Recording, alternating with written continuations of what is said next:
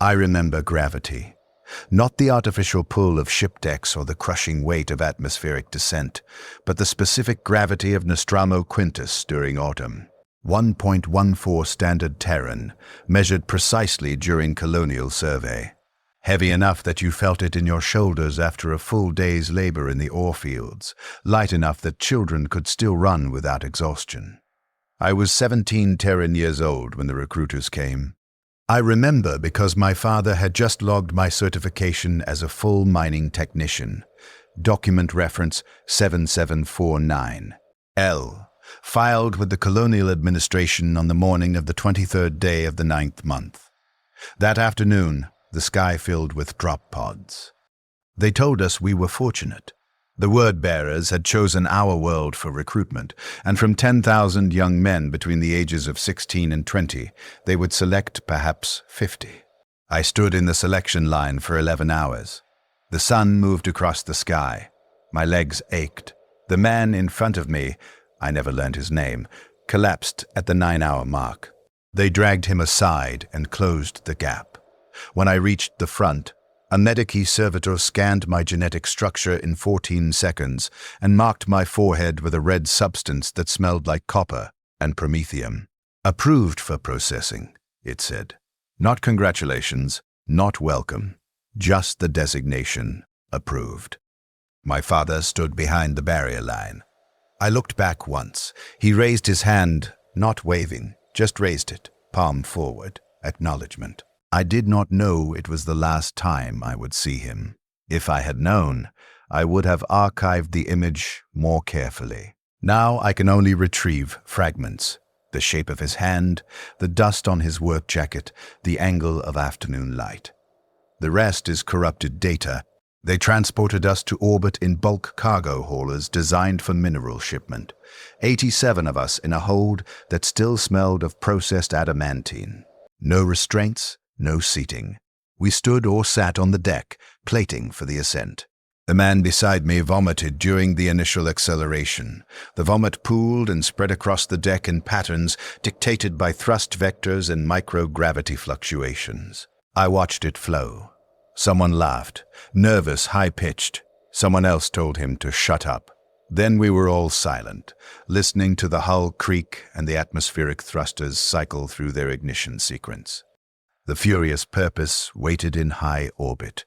I did not know its name then. I learned it later, the way you learn the name of a place you cannot leave. From the cargo hauler's single viewport, it looked like a city turned vertical. Kilometers of gray steel and Gothic architecture projected against the black. I counted 17 visible gun decks before someone shoved me away from the viewport. "Stop staring," he said. "Makes you look weak." I did not understand the logic, but I stepped back. I was already learning that logic and survival were not always compatible. Processing began immediately upon docking.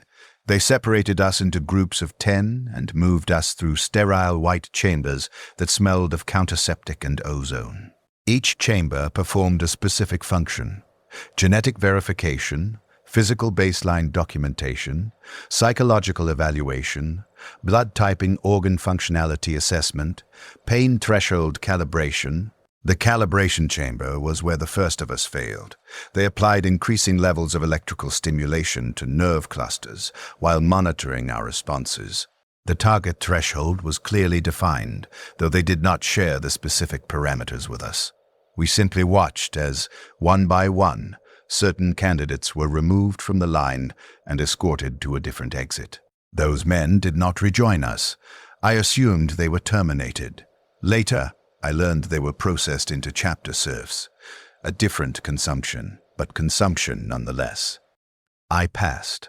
My pain threshold registered at 8.7 on their scale, which I later understood to be slightly above the minimum requirement of 8.0. I felt something approximating pride.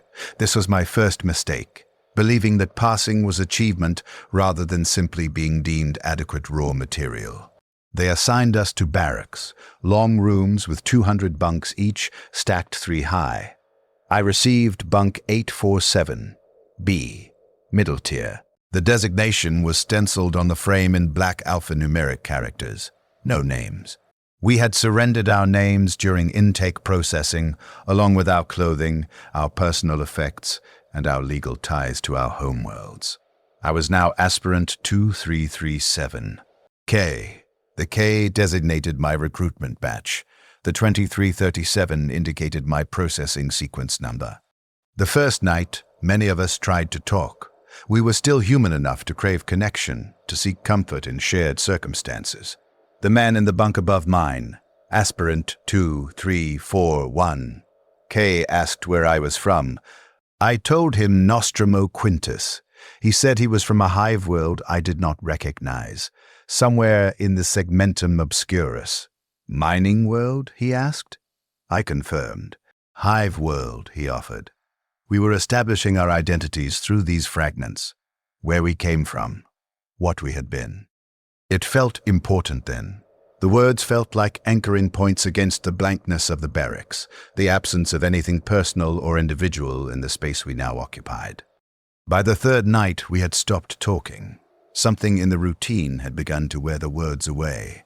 We woke at 4 o'clock ship time, physical conditioning until 7 o'clock, nutrient intake until 7:30, indoctrination instruction until 12 o'clock, nutrient intake until 12:30, combat theory until 16 o'clock, physical conditioning until 19 o'clock, nutrient intake until 19:30, personal maintenance until 20:30, sleep cycle until 4 o'clock. Repeat. The schedule was optimal for physical development and psychological conditioning. It was not designed for individuality or reflection. You had 30 minutes per day for personal maintenance, hygiene, equipment care, mental processing, 30 minutes to remain human. It was not enough. The indoctrination instruction taught us about the word-bearers, about Lorgar Aurelian, about the Imperium and the Emperor's Great Crusade. The instructor was a chaplain whose name I never learned. He wore the skull-faced helmet of his office and spoke with a voice that resonated with augmatic enhancement. You are being rebuilt, he told us. The weak flesh you arrived in is merely the foundation. You will be made into weapons of faith, warriors of the word. Your purpose is to bring illumination to the galaxy, to spread the Emperor's truth to every world that dwells in ignorance. This is not punishment. This is apotheosis. I did not feel apotheosized. I felt tired. The physical conditioning pushed us beyond any threshold I had experienced in the mining fields. 16-hour days of manual labor had seemed exhausting before. Now I understood they had simply been activity. This was systematic destruction designed to identify our limits before surpassing them. We ran until our legs failed. Then they made us crawl. We lifted until our arms trembled and could not maintain grip. Then they added weight.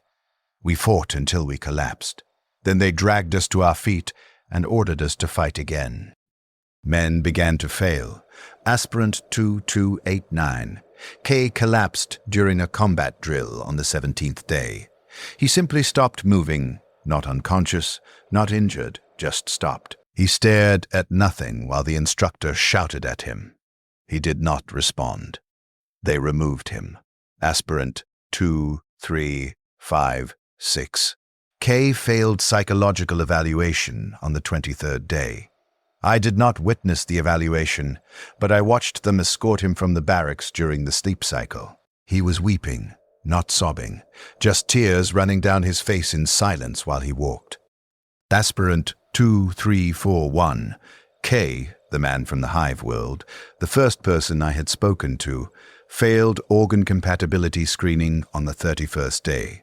His genetic structure was inadequate for implantation integration, they told us during morning assembly. His body would reject the gene seed. Therefore, he was rejected. I asked what would happen to him. This was my second mistake, asking questions. The chaplain turned his skull-faced helmet toward me. Aspirant 2337. K, he said, identifying me by designation. Why do you ask? I said I was curious about processing protocols. A lie, but one framed in acceptable terminology. He regarded me in silence for 17 seconds. I counted. Then, he said, failed aspirants serve the chapter as serfs, if they are suitable. If they are not suitable, they serve the chapter as sustenance for those who are. He did not elaborate on what form that sustenance took. I did not ask for clarification. Of the 87 who had ascended from Nostromo Quintus, 43 remained by the 60th day. Of those 43, I learned later that only 11 would survive to receive the final implantations. Of those 11, 9 would survive to become full battle brothers. I did not know these statistics then. I only knew that every morning there were fewer of us, and the gaps in the barracks were filled with new aspirants from other recruitment worlds. The cycle continued. We were not individuals. We were a production line. The implantations began on the 72nd day. They performed them in sequence, each requiring recovery time and biological integration before the next could be safely installed. The secondary heart came first. The procedure took 4 hours and 19 minutes, measured by the chrono on the surgical chamber's wall. I was conscious throughout. They did not explain why, but I understood later. Consciousness was part of the test. Your mind had to accept what was being done to your body. Rejection began in the mind before it manifested in the flesh. I felt the incision, a line of heat across my chest, precisely placed. I felt pressure as they created the cavity. I felt the foreign object being positioned, felt it settle against my sternum. Then they activated it, and I felt my entire circulatory system stutter as a second rhythm joined the first. 2 heartbeats, slightly out of synchronization. The sensation was vertigo without motion, overwhelming wrongness that my nervous system screamed against. "Breathe," the attending apothecary said. His voice was calm, clinical. "Your body is adapting. Maintain consciousness. Report any visual distortions or auditory hallucinations." I reported none. I experienced both, but I had learned by then that honesty was less valuable than compliance. The os medulla came next, 41 days later.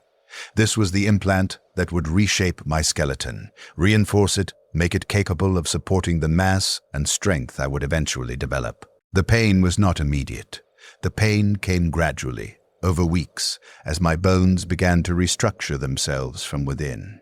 It felt like pressure initially, then like aching, then like something trying to break outward from inside my skeleton.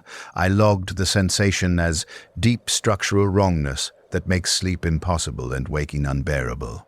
We received pain suppressants, but they were carefully calibrated to reduce suffering to manageable levels, not to eliminate it. "Pain is data," the apothecary told me during a routine examination. "Your body is informing you of the changes occurring. That information is valuable. We suppress it only enough to maintain functionality." I became functional. That is the most accurate description.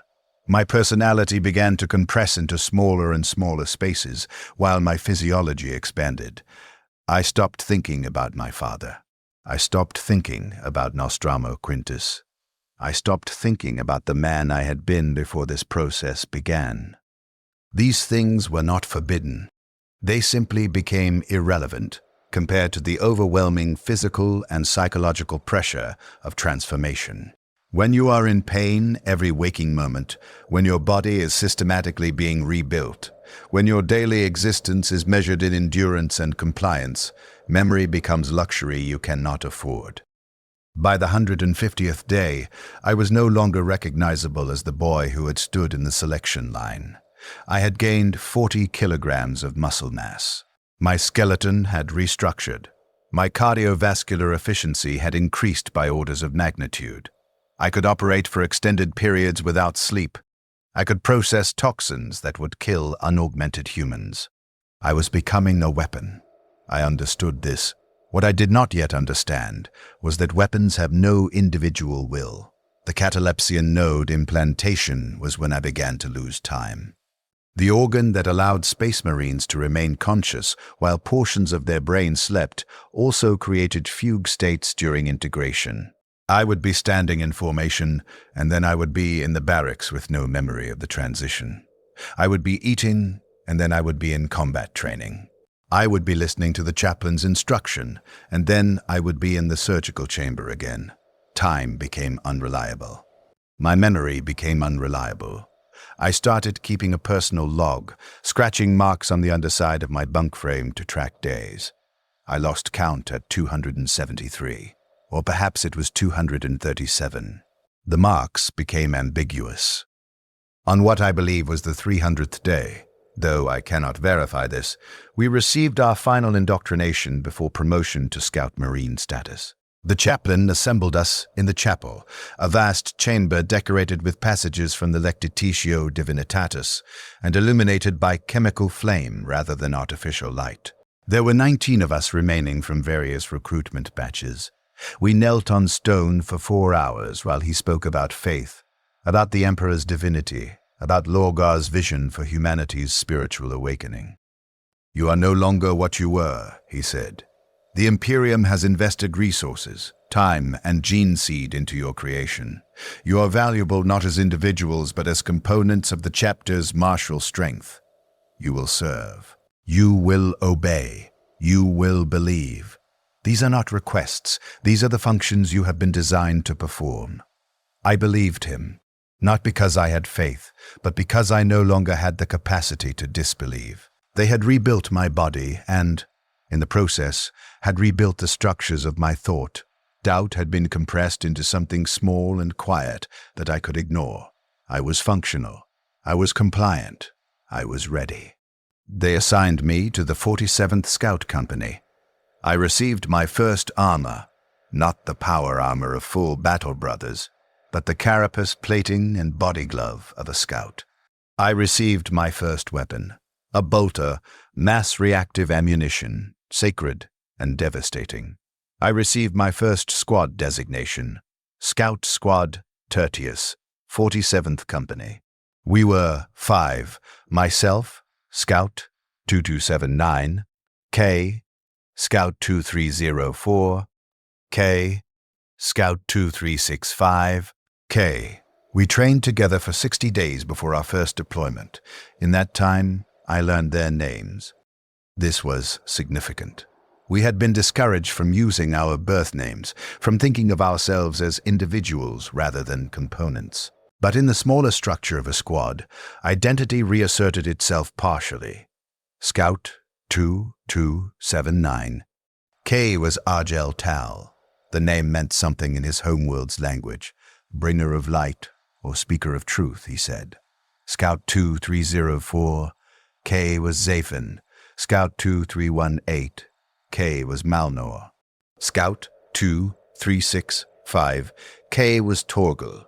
And I had to remember. The name felt distant, like something I had archived poorly. Syrian. My name had been Syrian. Argel Tal was our squad leader, designated by the training sergeants for reasons I did not fully understand. He was no more physically capable than the rest of us, no more tactically proficient in assessments. But he had something else, a certainty, a way of speaking that made you believe the things he said, even when logic suggested otherwise. "We are blessed," he told us during our first night as a squad. "The word-bearers do not simply make warriors. We make believers. We carry the Emperor's light to the dark places of the galaxy. That's not propaganda. That's purpose." I wanted to believe him. I archived his words and referenced them frequently in the weeks that followed. Our first deployment was to a world designated 47, Secundus in the operational documentation. Compliance action. The local government had refused to accept the imperial truth, had resisted integration into the Imperium despite diplomatic overtures and economic incentives. Standard protocol. The word-bearers would demonstrate the futility of resistance, eliminate military leadership, and establish provisional governance. Expected duration, 47 days. Expected casualties among scout elements, 12%. We deployed via drop pod. I had trained for this.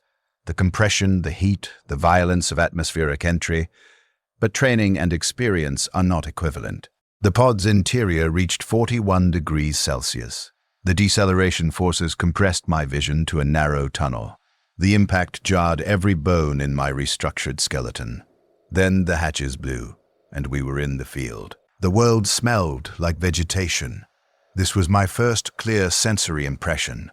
Organic decay, chlorophyll, soil moisture. Not the recycled air of the ship, not the sterile counterseptic of the medical chambers. Growing things, living things. I had forgotten worlds, had smells beyond metal and promethium. Advance, Argel Tal commanded. We advanced. Our tactical objective was a communications installation 7 kilometers from the drop zone. Intelligence indicated minimal defensive presence, local militia, small arms, no anti-armor capabilities. We would infiltrate, destroy the installation's transmission equipment, and withdraw for extraction. Simple. Fundamental, we moved through the vegetation.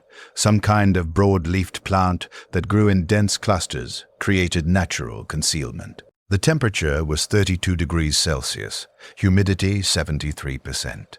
My carapace armor's climate regulation struggled initially, then adapted. We maintained tactical spacing, 5 meters between each squad member. No communication except hand signals. Professional, efficient. The installation appeared at the 6-kilometer mark. Ferro-crete construction, 3 stories, observation tower on the southern corner, guard posts at the main entrance and vehicle access point. Argel Tal signaled for halt and observation. We went prone in the vegetation and assessed. 15 minutes of observation revealed the defensive weakness. Guard rotation occurred every 2 hours with a 3-minute gap during shift change. The northern wall had no direct observation. Zafan could place a breaching charge during the gap. We could enter through the resulting breach, neutralize personnel, destroy equipment, withdraw. Argel Tal approved the approach. We waited for the next rotation.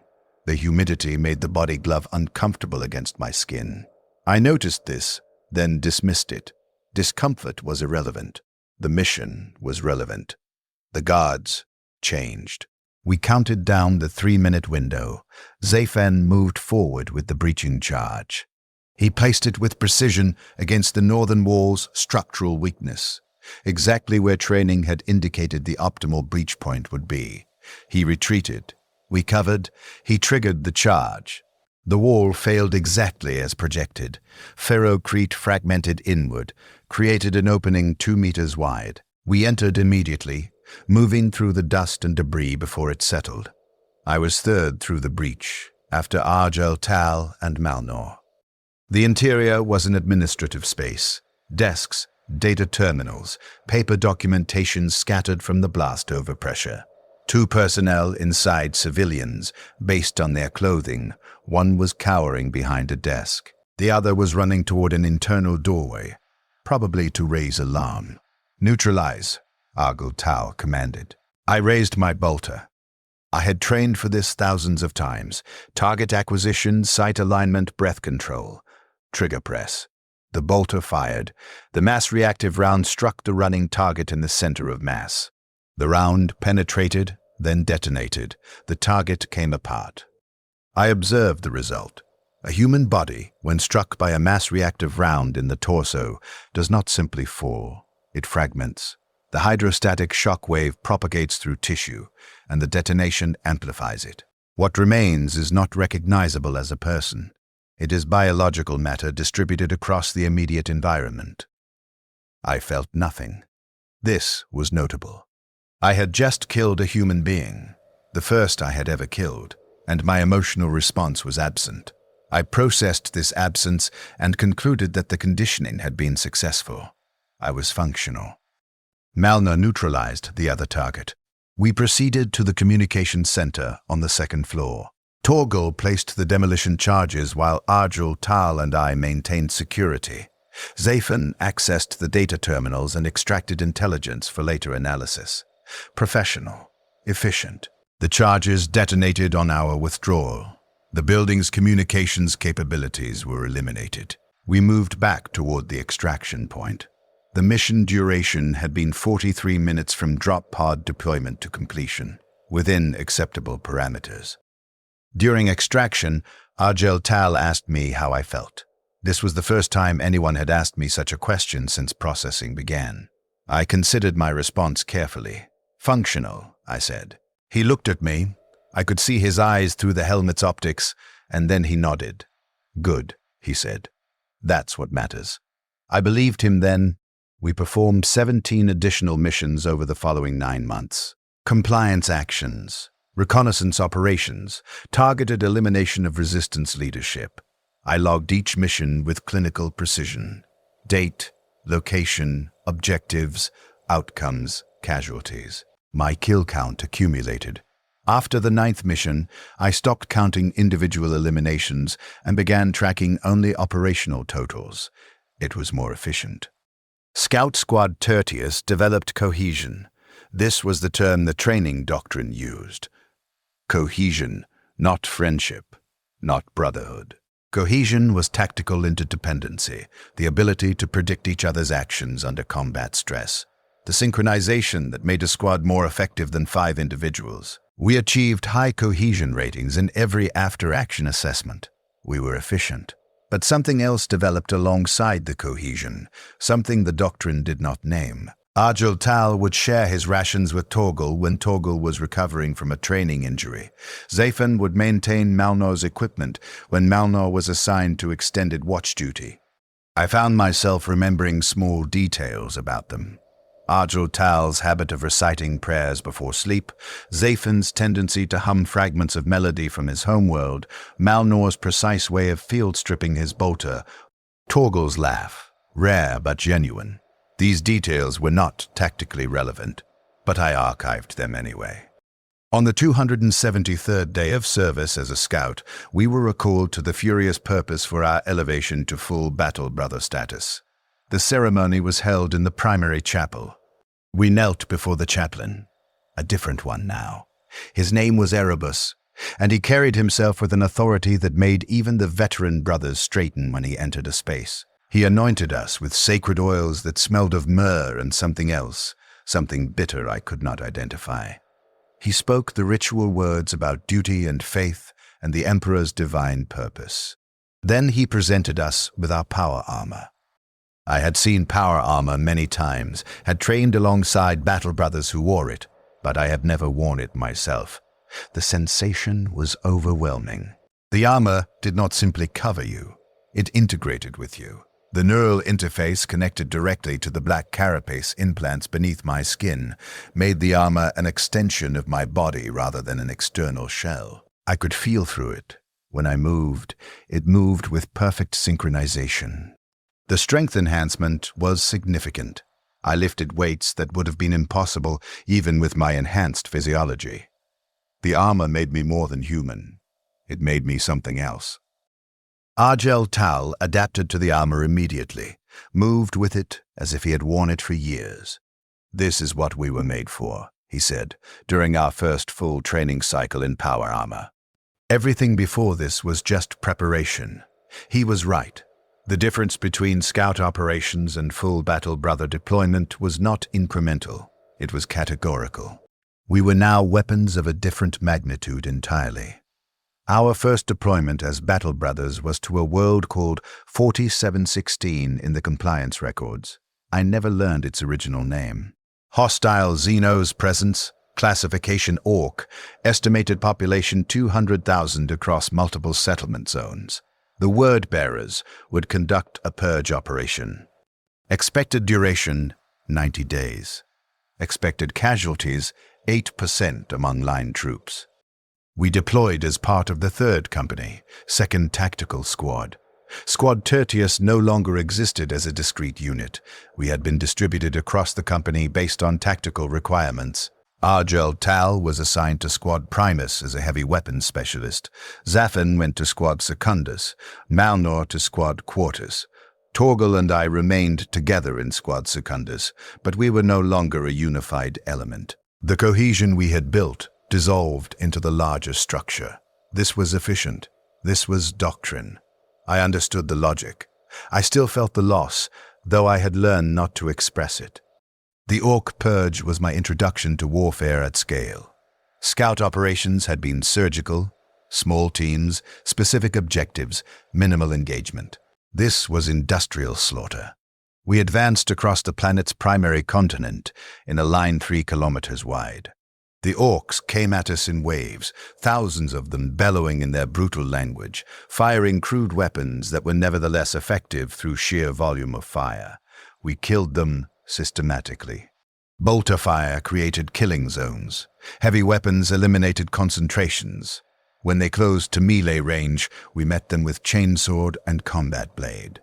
I killed hundreds, possibly thousands. The exact number became irrelevant after the first week. You stopped seeing them as individual targets and started processing them as threat density. Areas of high concentration requiring sustained fire. Areas of lower concentration that could be managed with selective engagement. The armor's auto-senses fed me targeting data constantly. I acquired, fired, acquired, fired, acquired, fired. The pattern became mechanical. I became mechanical.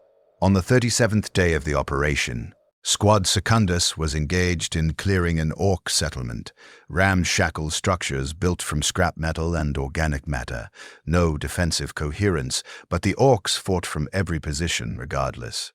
We were advancing through what might have been a central plaza when I heard something over the VoxNet that made my primary and secondary hearts both accelerate.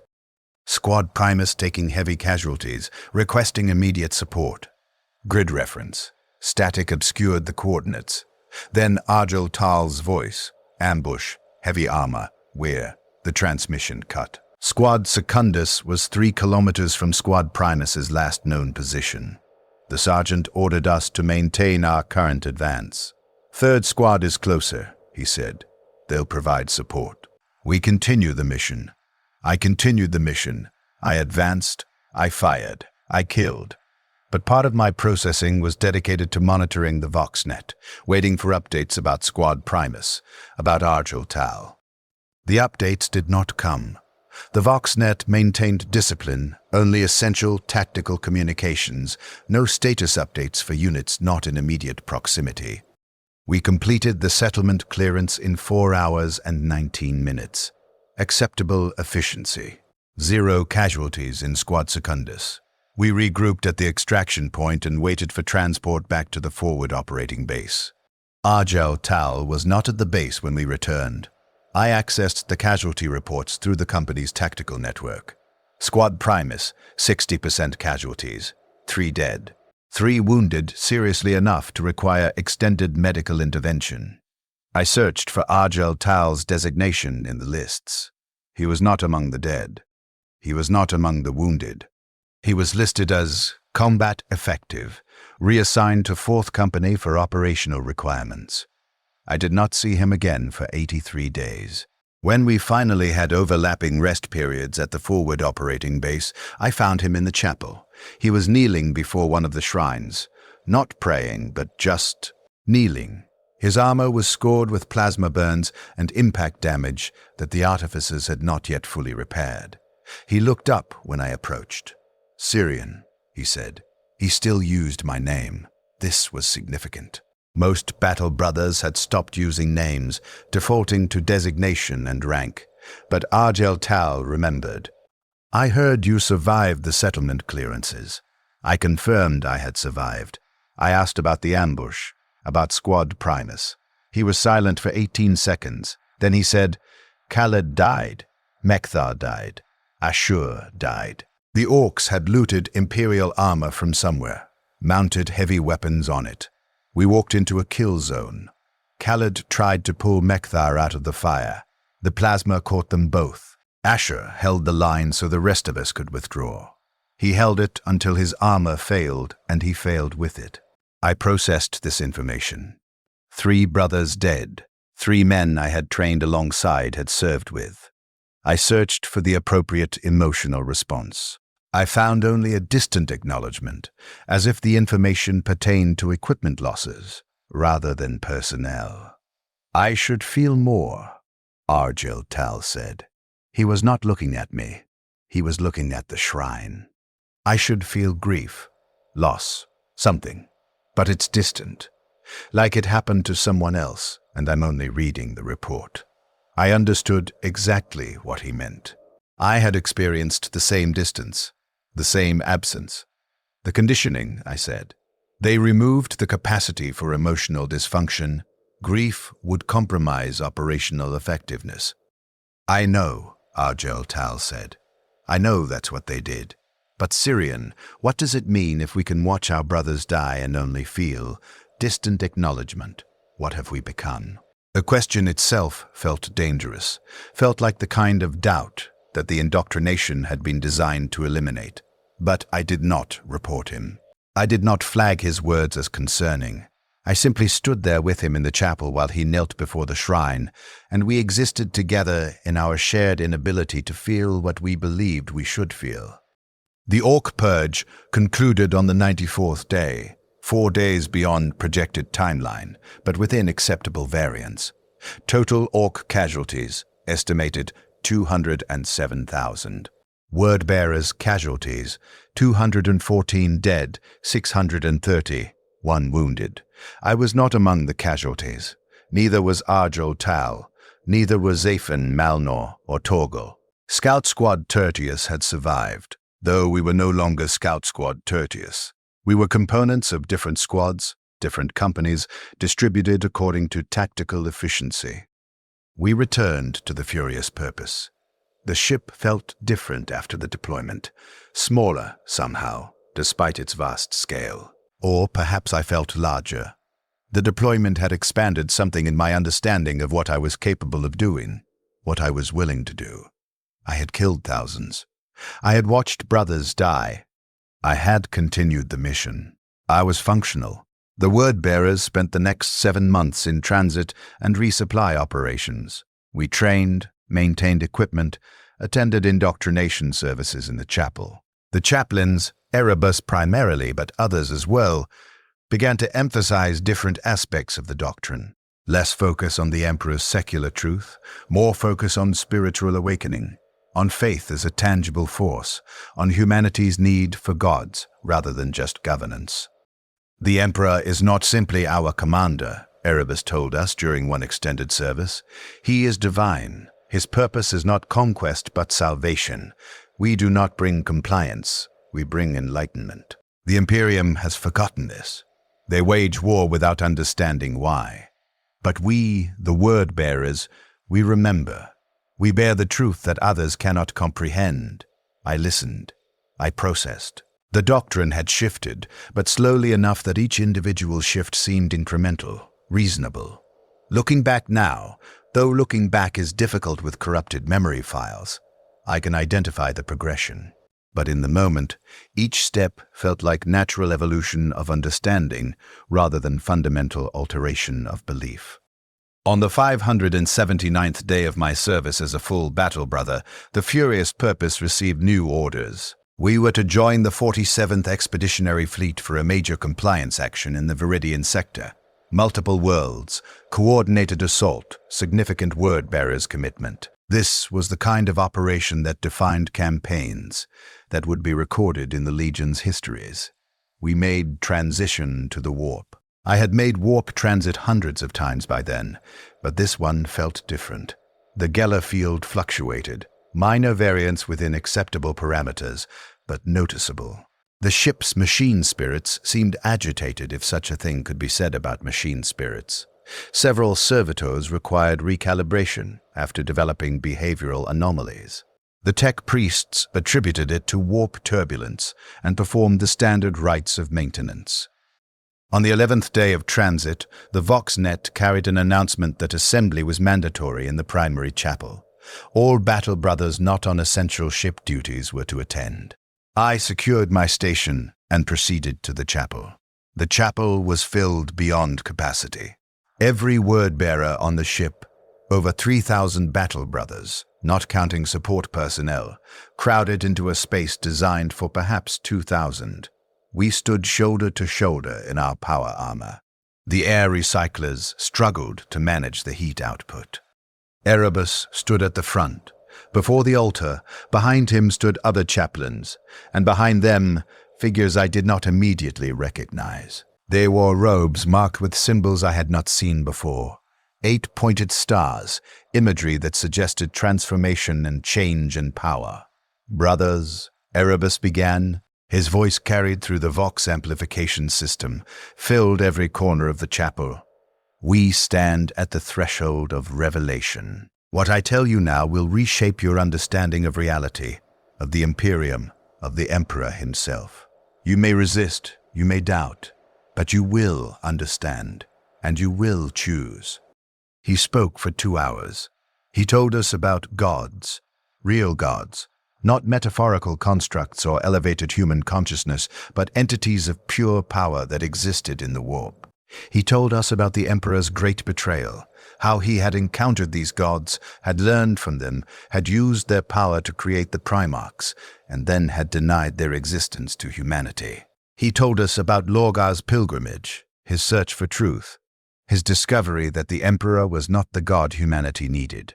He told us about new gods, true gods, who offered transformation and power and purpose beyond the Emperor's lies. I listened to all of this and felt my understanding of reality restructure itself.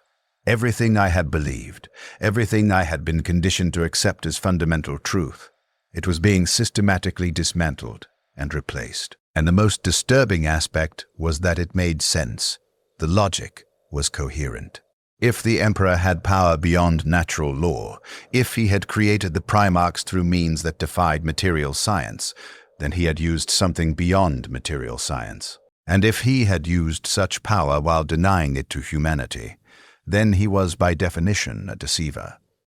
"We stand with Horus now," Erebus said. "The War Master has seen the truth. He knows what the Emperor truly is, and he has pledged to free humanity from the Emperor's tyranny. The word-bearers will stand with him. We will bring the truth to the Imperium, and those who cannot accept the truth will be swept aside." The word hung in the air like a chemical weapon. Horus. The War Master, the Emperor's favored son. If Horus stood against the Emperor, then the entire foundation of the Imperium was fracturing. This was not heresy. Heresy was deviation from doctrine. This was civil war. "You will choose," Erebus said. "Stand with us in enlightenment, or stand against us and be counted among the blind. But know this, there is no neutrality, there is no abstention. The galaxy is choosing sides. Choose now." The chapel was silent, 3,000 word-bearers processing the information, calculating the implications. Then, slowly, battle brothers began to kneel, not in prayer, but in acceptance. Dozens, then hundreds, then thousands. The sound of power-armored joints flexing as 3,000 transhuman warriors acknowledged a new loyalty filled the chapel like distant thunder. I stood. I did not kneel. Not because I had decided to refuse. I simply could not process quickly enough to make a decision. My conditioning screamed loyalty to the Emperor. My logic recognized the coherence of Erebus's argument. My instincts, what remained of them, sensed danger in both directions. Argel Tal knelt beside me. I looked down at him. He looked up at me. "Syrian," he said, "the truth doesn't care whether we accept it. It simply is. Kneel." I knelt, not because I believed, but because Argel Tal believed, and I trusted his judgment more than my own. This was my complicity. This was the moment when I became part of what would follow. I could have refused. The consequences would have been immediate and fatal, yes, but I would have refused. I did not refuse. I knelt. The furious purpose translated from warp space 3 days later. We were not in the Viridian sector. We were at Istvan III. The briefing was concise. The surface of Istvan III contained loyalist elements from several legions who had refused to accept the truth about the Emperor. They were entrenched in the primary city. Our orders were to deploy, engage, and eliminate them. This was not war against Xenos or non-compliant humans. This was war against other space marines. This was fratricide codified as tactical operation. We deployed via drop pod. The familiar compression, heat, violence of descent. But when the hatches blew and we emerged, the battlefield was unlike anything I had encountered. Space Marines in armor bearing the colors of the World Eaters, the Death Guard, and yes, the Word-Bearers, fighting against other Space Marines in the same colors. Brother against brother. Gene lineage against itself. I engaged because that was my function. I fired my bolter at warriors in Mark IV power armor who had been, mere days ago, brothers in the same legion. I watched them fall. I watched them die. I felt the distant acknowledgement that had replaced emotion. I was functional. The battle lasted 6 days. We pushed the Loyalists back through the ruins of the city, compressed them into smaller and smaller defensive positions, eliminated them through superior numbers and orbital support. On the 3rd day, the War Master deployed a weapon. Viral weapons, life-eater bombs that consumed organic matter and left nothing but ash and fire. The weapon did not discriminate. Loyalist and traitor alike died when the fires came. Our armor protected us, barely. The heat inside reached tolerable limits only because our physiology could tolerate extremes. After the fires passed, we continued. We hunted survivors through the ash. We eliminated resistance pockets. We completed the mission. Istvan III was cleansed of Loyalist elements. The cost was tens of thousands of Space Marines dead.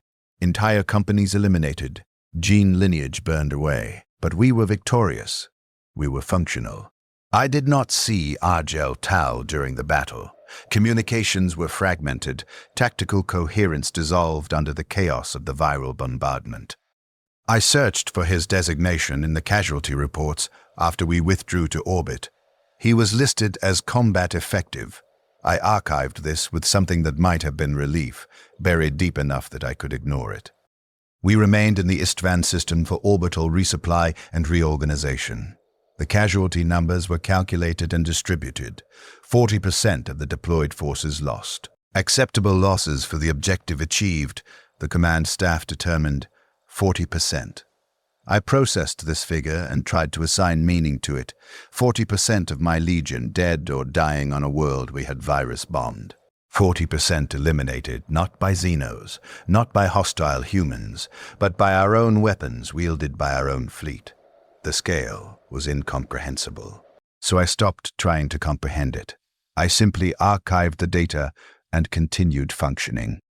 On the 19th day after the Istvan III drop site massacre, that's what they were calling it now, a massacre.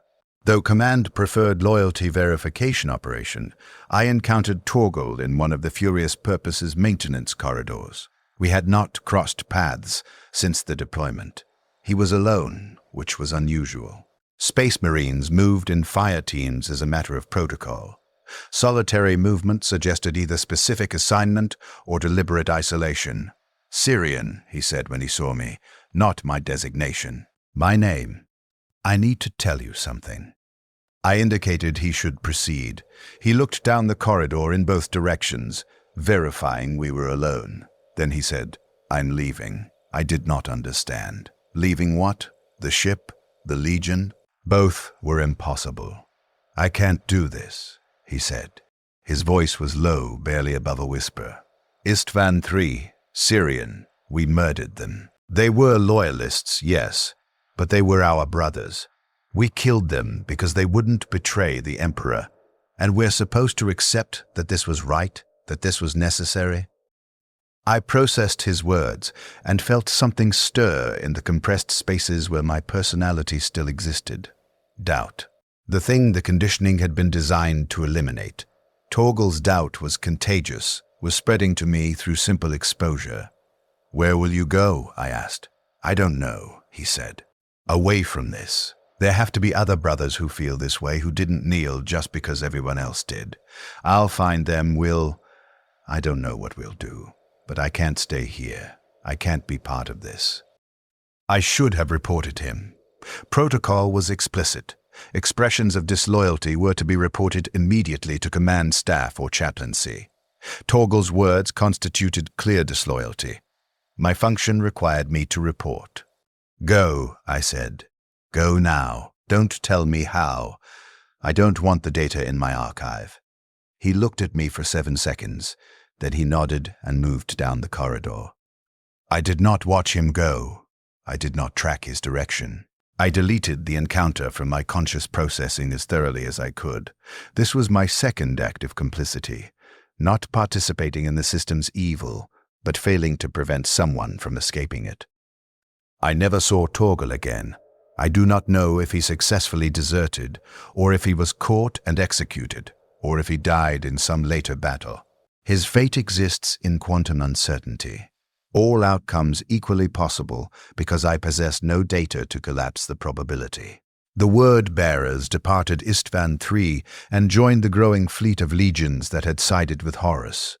We were part of something vast now, something that would reshape the Imperium or destroy it entirely. The War Master's war against the Emperor was no longer theoretical possibility. It was manifest reality. We were soldiers in a civil war that would consume the galaxy. Our next deployment was to Calth. The orders were simple in strategic terms, complex in tactical execution. The Ultramarines Legion maintained a massive fleet presence at Calth, a fortress world in their domain of Ultramar. We would strike them without warning, cripple their fleet, destroy their ground forces, eliminate Rabaut Gilliman if possible. The assault was designated as a coordinated action, with multiple word-bearer companies attacking simultaneously. I was assigned to the ground assault elements. We would deploy to Calth's surface and engage ultramarine positions while the fleet battle raged in orbit. Expected casualties, 30 to 40%. Expected duration, unknown. Expected outcome, ultramarine strategic capability reduced by minimum 60%. We deployed. The drop was contested. Ultramarine air defense was sophisticated, destroyed multiple drop pods before they reached the surface. My pod survived. I emerged into immediate combat. The Ultramarines fought with efficiency that matched our own. They were Gilliman's sons. Tactical doctrine made manifest. Every movement calculated for optimal effectiveness. But we had surprise. We had initiative. We had zealotry. The belief that we fought for truth against tyranny gave us an edge that pure tactical doctrine could not counter. I killed Ultramarines. Dozens of them. Their armor was blue where mine was gray. Their chapter symbol showed order and law where mine showed faith and transformation. But beneath the differences, we were identical. Transhuman weapons created by the same process, wielded by opposing ideologies. When I fired my bolter into an Ultramarine's faceplate and watched his head detonate, I understood that I was killing a mirror of myself. This understanding did not stop me. I was functional. The battle consumed days. I lost track of the precise count. 70 hours? 80? Time became measured in engagement cycles. Fight until your ammunition depleted, withdraw to resupply, advance again, fight until ammunition depleted, withdraw, advance. The pattern repeated, until the pattern became your existence. On what I believe was the fourth day, I was advancing through the ruins of what had been a civilian Hab district when I saw him. Argel Tal. But not Argel Tal. Something wearing Argel Tal's armor, moving with Argel Tal's gait, but transformed. His armor was no longer simply power armor. It had become something organic, something that pulsed and shifted. His helmet was off, and his face was changed. His eyes burned with light that was not simply reflected illumination. His skin was marked with symbols I recognized from Erebus's sermon. And behind him, half manifested in the material space, something else moved. A presence that was not entirely corporeal, that flickered between visibility and absence. "Syrian," he said. His voice was his voice, but layered, as if multiple beings spoke through the same throat. "You're alive. I was searching for you." "What happened to you?" "Apotheosis," he said. "True apotheosis. Not the limited augmentation we received. The gods have blessed me, Syrian. I host one of their champions now. I am possessed, and in that possession, I am finally complete." I looked at the thing he had become and searched for appropriate response. Horror seemed appropriate. So did fascination. What I felt was neither. It was the distant acknowledgement, the clinical observation. "You are no longer fully human," I said. I was never fully human, he replied. None of us are. We were made into weapons, but weapons with no purpose beyond destruction are wasted potential. The gods give us purpose, they give us meaning. They give us power to reshape reality according to better design. An ultramarine emerged from cover 30 meters to our left, fired at Argel Tal. The bolt rounds struck him center mass. I saw the impacts, saw the armor breach. Argel Tal did not fall. The presence behind him surged forward, and the ultramarine simply stopped. His armor froze. His body remained standing but lifeless. Argel Tal gestured, and the ultramarine fell. You see, Argel Tal said, this is what we can become. Join me, Syrian. Accept the blessing. Become more than just a weapon. I raised my bolter and aimed at him. Not to fire, simply to aim. To create distance through the threat of violence. You're not Argel Tal anymore, I said. I am more than I was, he said. And you could be too. Why do you resist? Because I remember what we were, I said. Before this, before all of this, and what you are now, it's not improvement, it's consumption. He looked at me with those burning eyes. The presence behind him coalesced more fully, and I could see its shape now, demonic, impossible, beautiful, and terrible simultaneously. You're afraid, he said. It was not mockery. It was observation. You're afraid that if you accept the truth, you'll lose the last pieces of who you were. But Syrian, those pieces are already gone. You lost them at Istvan III. You lost them every time you followed orders that violated what you believed was right. You lost them when you became functional. At least this way, you'd have power to compensate for the loss. He was right. I knew he was right. The person I had been, the boy from Nostromo Quintus, who had stood in the selection line, who had remembered his father's raised hand, who had possessed individual identity and emotional capacity. That person had been systematically dismantled and processed into components. What remained was functionality in fragments. Argel Tal offered consolidation of those fragments into new purpose. It was logical. No, I said. Why? Because refusal is the only choice I have left. Everything else has been taken, but I can still refuse this. He studied me in silence. Then he nodded. Then survive if you can. Find your own path. But know that the galaxy is choosing sides, and neutrality is death. He turned and moved deeper into the ruins. The presence followed him, or perhaps led him. I could not distinguish which was master and which was puppet. I lowered my bolter and stood alone in the ruins of Calth, feeling something that approximated grief buried beneath layers of conditioning and compression. I did not see Argel Tal again. The Battle of Calth concluded 7 days later with tactical objectives partially achieved. The Ultramarine fleet was damaged, but not destroyed. Ground forces had sustained heavy casualties but maintained coherence. Guilliman survived. The word-bearers withdrew, claiming victory though the strategic outcome was ambiguous at best. I survived. This seemed less like achievement and more like statistical chance.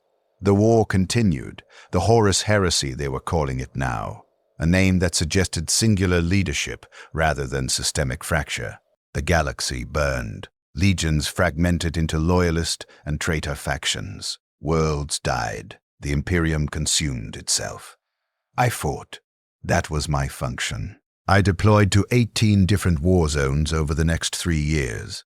I killed loyalists in the colors of the Imperial Fists, the Blood Angels, the Dark Angels, the Salamanders. I watched brothers die, battle brothers I had trained with, served beside, shared silence with in quiet moments between deployments. They died, and I logged their deaths, and I continued. Zaphan died at Molech. I was 300 kilometers away when the Voxnet reported his squad's elimination. I archived the notification and continued my advance. I felt nothing. The capacity had been removed or compressed so deeply that access was impossible. Malnor died at Cygnus Prime. I watched it happen, watched a Blood Angel assault him with a chainsword, watched the blade find the gap in his neck seal, watched him fall. I killed the Blood Angel 17 seconds later. It did not restore Malnor. It was simply continuation of tactical protocol. Eliminate threats, secure position, await new orders. Of Scout Squad Tertius, only I remained. Argel Tal existed somewhere, transformed into something I could not classify as alive or dead. Torgal existed somewhere, or did not exist. Quantum uncertainty unresolved. Zaphen and Molnar were confirmed dead, and I continued, alone, functional, part of a legion that had betrayed the Imperium, and was itself fragmenting under the weight of demonic influence and competing loyalties. On the 1947th day of the heresy, I had maintained count, though I did not know why this data seemed important. I received orders to report to the Furious Purpose for reassignment. The word-bearers were consolidating forces for a major operation. All available battle brothers were to return to their legion's primary fleet elements. I returned. The Furious Purpose looked different than I remembered. The hull was marked with symbols that had not been present before. 8-pointed stars, demon script, prayers in languages I did not recognize. The interior corridors smelled wrong, organic decay mixed with incense and chemical smoke.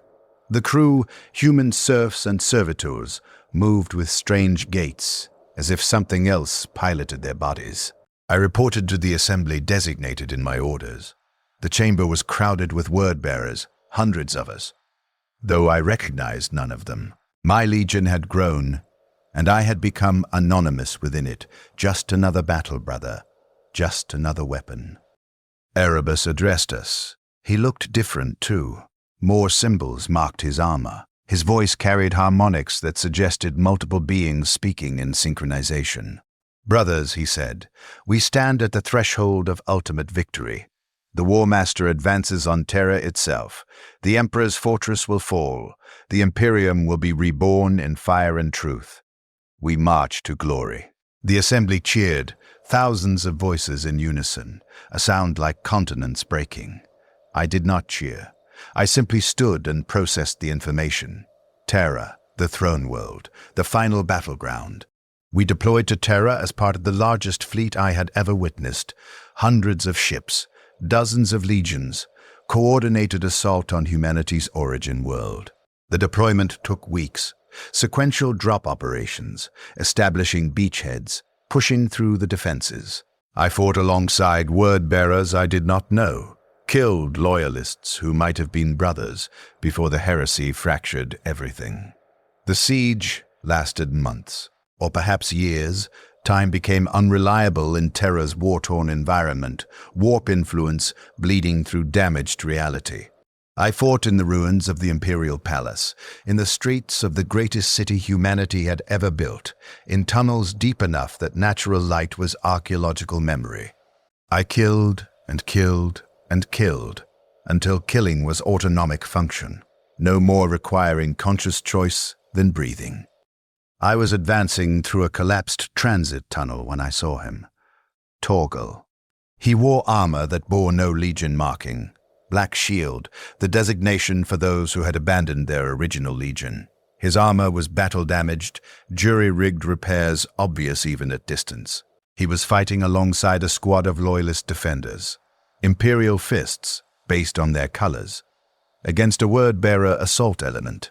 He saw me at the same moment I saw him.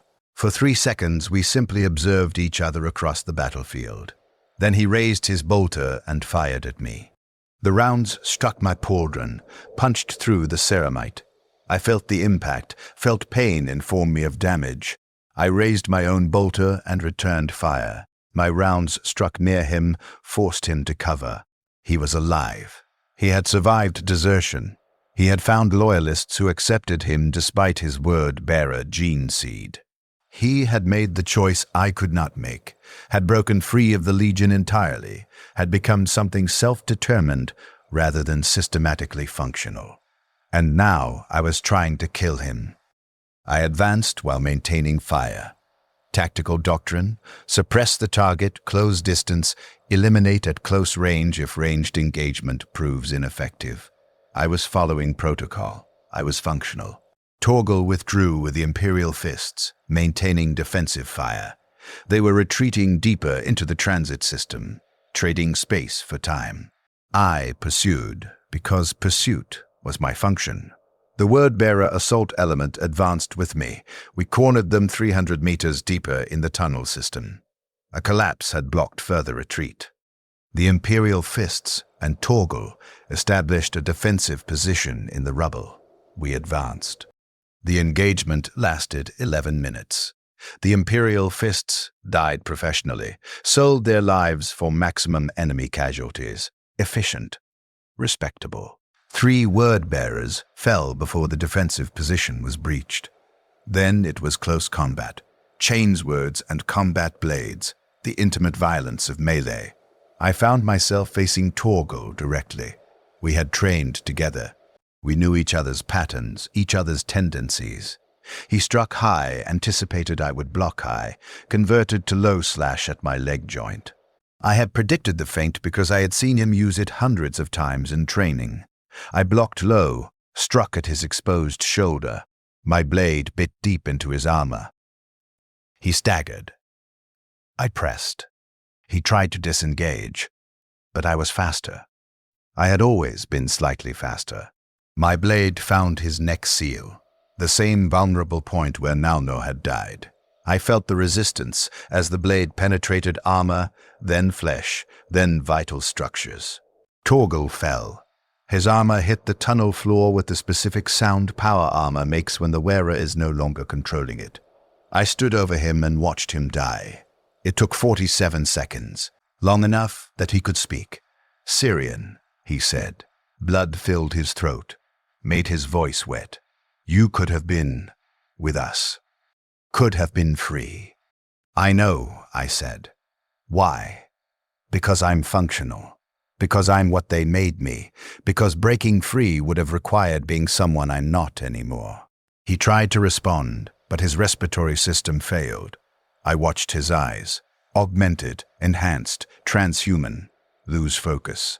I watched his life signs terminate. Then I retrieved my combat blade and continued the advance. Scout Squad Tertius was gone. All of us dead or transformed beyond recognition. The 5 boys who had stood together in their first deployment, who had built cohesion and something unnamed beyond cohesion, we had been processed completely. The Legion had consumed us, used us as fuel, and left only functionality in our wake. I served for 3 more months on Terra before the War Master fell. The Voxnet carried the notification: Horus dead, killed by the Emperor in direct combat.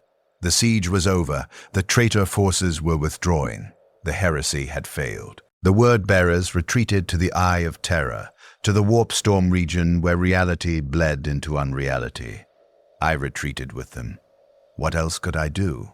Surrender meant execution. Desertion meant solitude and eventual death. Continuation with the Legion meant existence within a structure I understood. We fled into the Eye. The furious purpose translated into the warp and did not emerge. Time became meaningless. The Eye does not obey conventional chronology. I existed.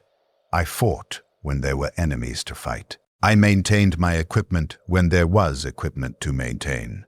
I performed rituals to the dark gods because rituals were required, not because I believed. I was functional. I exist now. That is the most accurate statement I can make. I do not live. Life implies purpose and growth and change. I exist as a component of a legion that no longer serves the Imperium, that serves powers I do not fully comprehend, that persists because persistence is what we were designed for. I have existed for, I cannot determine the duration, 10,000 years perhaps, if the fragments of information that reach us from outside the Eye are accurate. 10,000 years of existence without purpose. The Imperium we betrayed has become the Imperium we tried to destroy. Theocratic, oppressive, consuming its own population as fuel. We failed to save it, and it became the thing we claimed we were fighting against. The irony is notable, but irony does not constitute meaning. I think about Scout Squad Tertius sometimes. Argel Tal, who wanted apotheosis and found possession. Zafin, who died at Molech. Malnor, who fell at Cygnus Prime, Torgal, who tried to be free and died by my blade, and myself, who survives not through virtue, but through simple continuation. I remember my father's raised hand.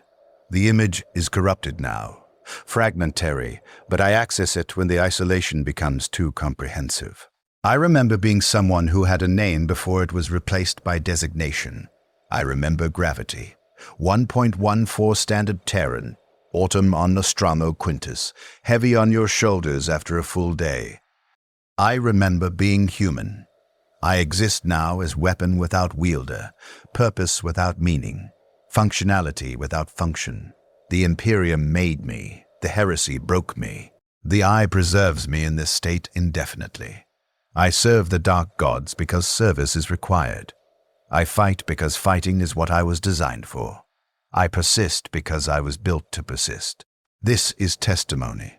This is the record of what I witnessed, what I became, what I did. I murdered brothers. I followed orders that consumed millions. I knelt when I should have resisted. I killed Torgal when I could have let him go. I am complicit in all of it. The word-bearers tell us we fought for truth. The Imperium tells itself it fights for humanity. Both are consuming themselves on these beliefs. Both are machines that process human beings into fuel and call it necessity. I am that fuel, still burning, unable to stop. This is what remains when you are made into a weapon. The memory of having been something else, distant and inaccessible. The knowledge that you participated in your own consumption. The understanding that you cannot undo what you have done, cannot restore what was taken. The Imperium does not build warriors. It builds weapons that remember being human. I remember. The memory changes nothing. I am functional.